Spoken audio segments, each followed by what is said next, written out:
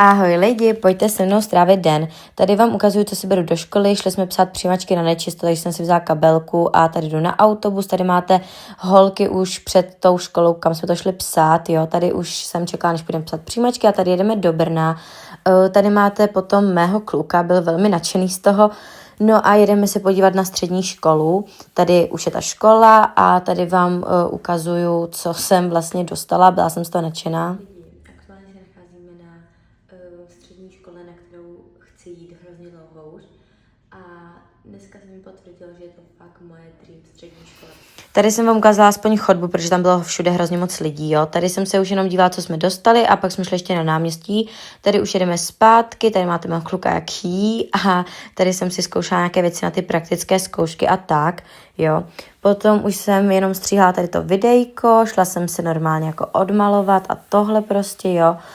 Potom jsem šla do sprchy a tady máte už jenom jak si krémuju tělo, pak jsem si samozřejmě vyčistila zuby, protože taková ta večerní hygiena, chápete? Pak jsem si udělala skincare, jo, různé jako krémíčky a takové, jo, prostě znáte to. No a potom jsem si už jenom učesala vlásky, nachystala se vlastně do postele, no a to je všechno, ahoj!